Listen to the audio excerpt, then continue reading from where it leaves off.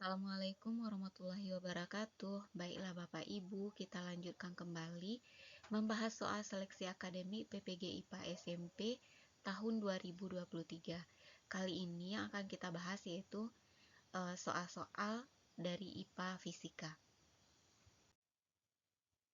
Soal yang pertama, tindakan infus akan dilakukan pada seorang pasien yang memiliki tekanan darah 75 mm Hg di atas tekanan atmosfer. Jika tabung cairan infus diletakkan pada ketinggian H yang menghasilkan tekanan hidrostatik kurang dari 75 mm Hg, kemungkinan apakah yang akan terjadi? A. Tekanan darah pasien mengalami kenaikan. B. Cairan infus dari tabung tidak akan mengalir masuk ke pembuluh darah. C. Tekanan darah pasien mengalami penurunan. D. Proses infus berjalan dengan baik. E. Darah dari pembuluh darah pasien tidak mengalir ke selang infus. Jadi di sini tekanan darah pasien 75 mm Hg.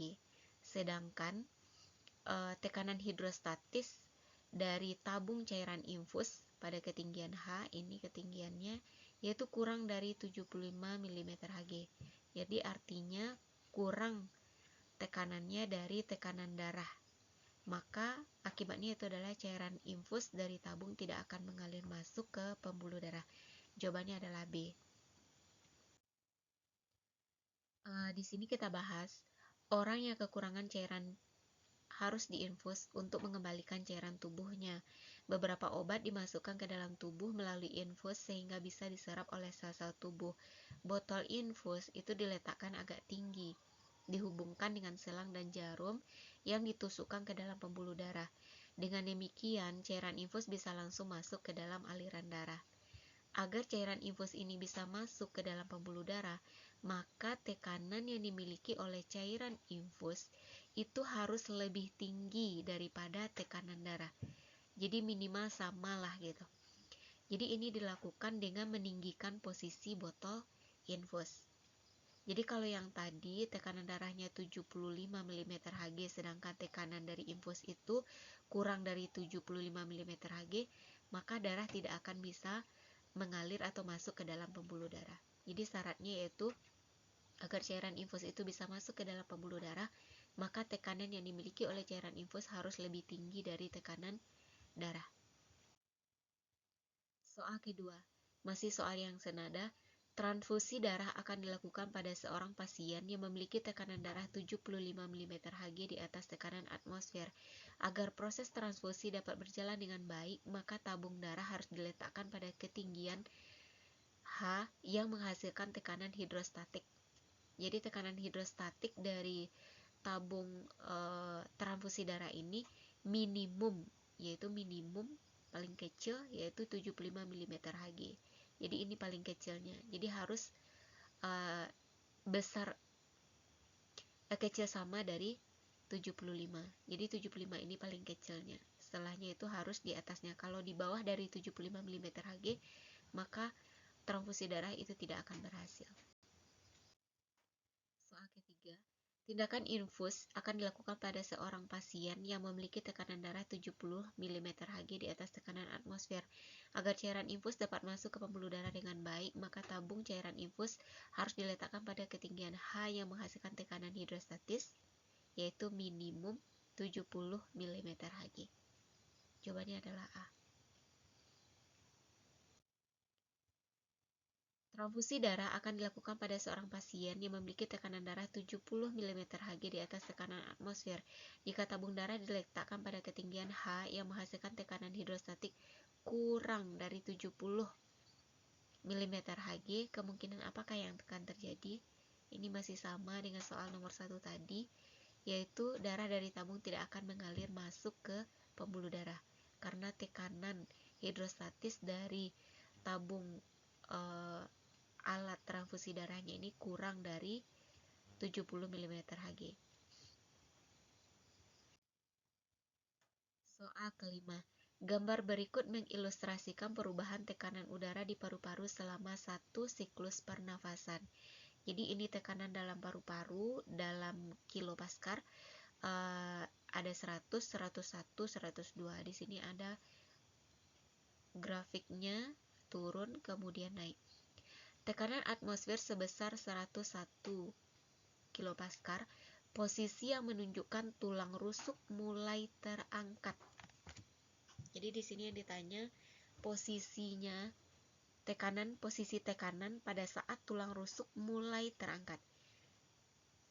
Jadi pada saat tulang rusuk mulai terangkat, itu yang terjadi di paru-paru itu adalah inspirasi. Inspirasi itu artinya udara masuk ke dalam paru-paru.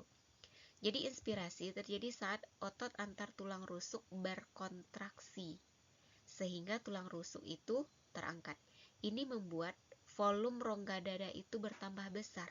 Jadi kalau volumenya membesar, otomatis tekanannya menjadi lebih kecil dari tekanan udara luar, sehingga udara dapat mengalir dari luar ke dalam paru-paru.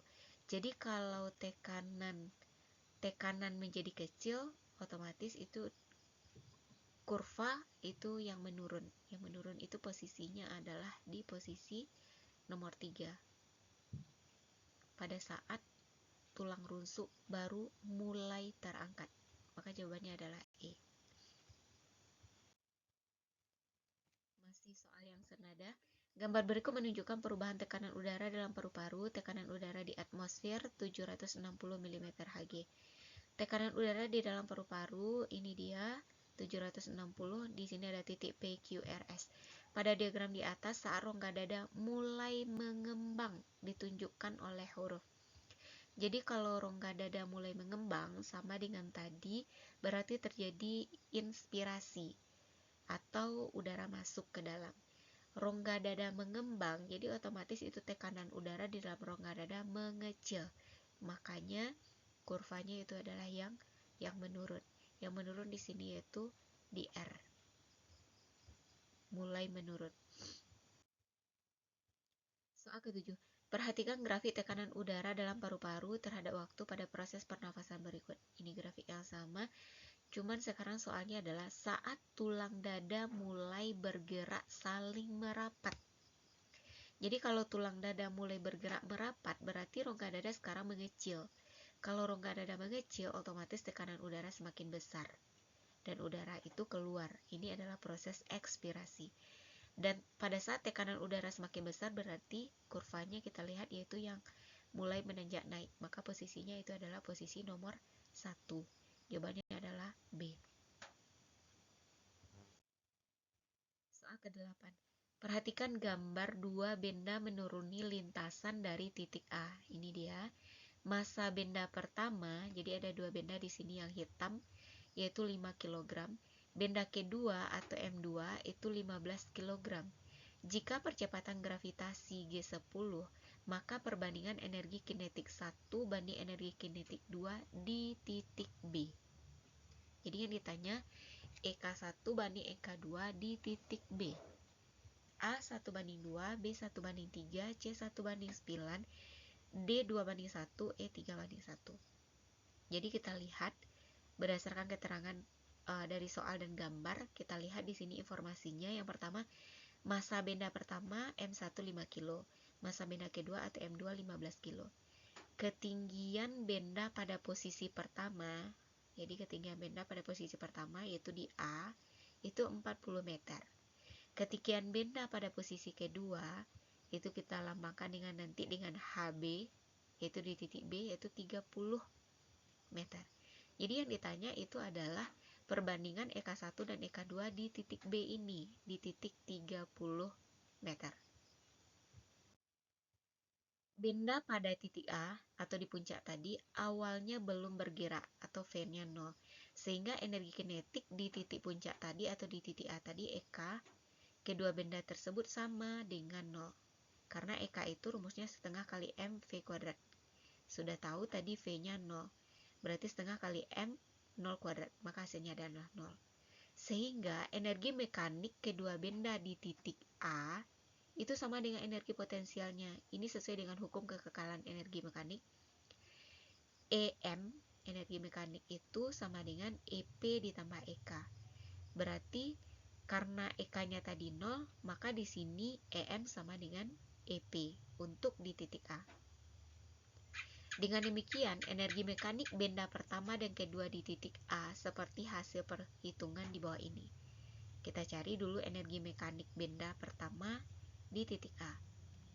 Katanya tadi energi mekanik di titik A untuk benda 1 itu sama dengan energi potensial benda 1 ini untuk di titik A. Energi potensial itu rumusnya M kali G kali H. M-nya untuk benda 1 tadi 5 kilo, G-nya 10, kemudian H-nya sama yaitu 40 meter. Hasilnya 2000 Joule. Kita jadi cari juga energi mekanik benda kedua masih di titik A. Jadi EM di titik A pada benda kedua sama dengan energi potensial di titik A benda kedua. Rumusnya sama M kali G kali H. Massa benda kedua tadi 15 kali 10, tingginya sama yaitu 40. Kalikan semua dapat 6000 Joule. Lanjut. Selanjutnya, pada titik B berlaku hukum kekekalan energi mekanik, yaitu energi mekanik di titik A itu akan sama di titik B. Jadi, energi mekanik A atau energi mekanik di titik A akan sama dengan energi mekanik di titik B, sehingga dapat diperoleh besar energi kinetik pada kedua benda. Kita cari dulu energi kinetik benda pertama atau benda 1 di titik B. Energi mekanik atau EM A benda 1 sama dengan energi mekanik di titik B di benda 1. Jadi energi mekanik atau EMA benda 1 sama dengan EPB benda 1 ditambah dengan EKB benda 1. Kita sudah tahu tadi energi mekaniknya 2000 untuk benda 1 ini. Sama dengan M kali G kali H ditambah dengan EKB. Kita cari M-nya tadi untuk benda 1 5, G-nya 10, H-nya karena sekarang di titik B, H-nya itu 30.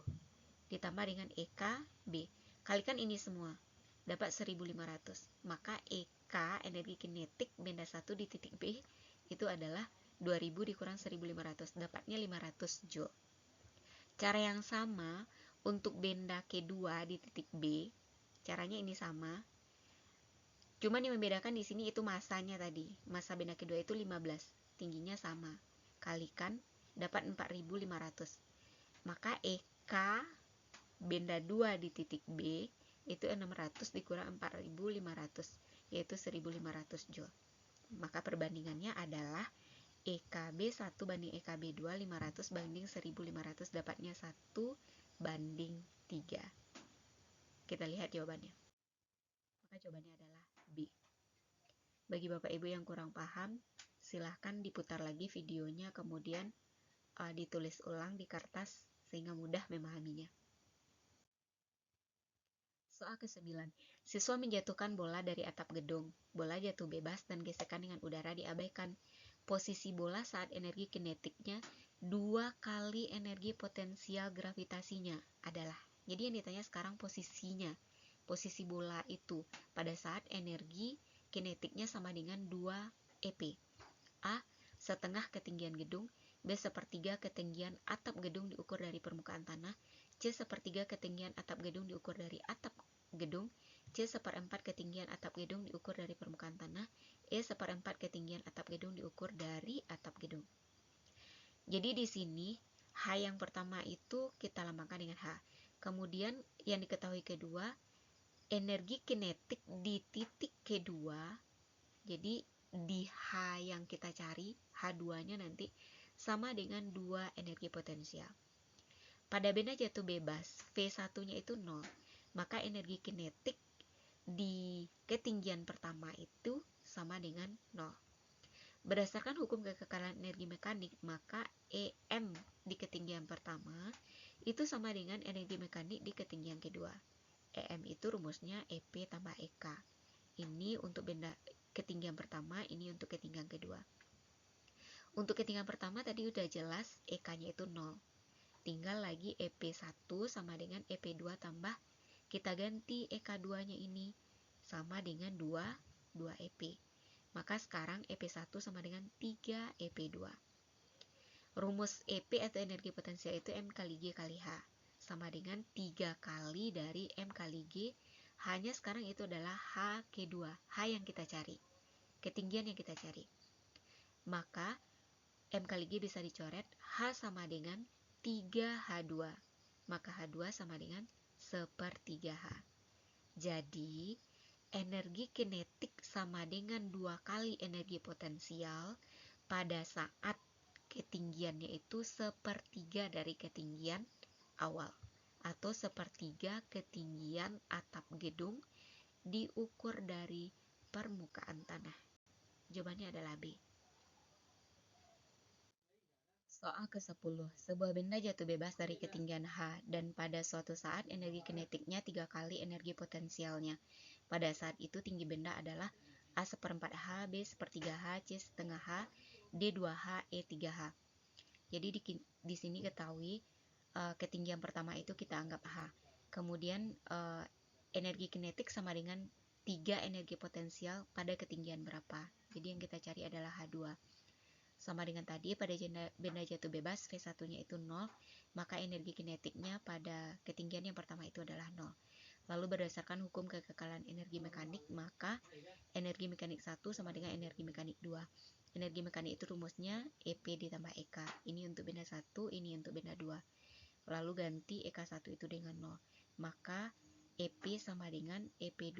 Kita ganti EK2 ini dengan 3 EP. Maka menjadi 4 EP. M kali G kali H sama dengan 4 kali M kali G kali H2. Maka H sama dengan 4H2. H2 sama dengan 1/4 H. Jadi pada saat itu tinggi benda adalah 1/4 H. Jawabannya adalah A.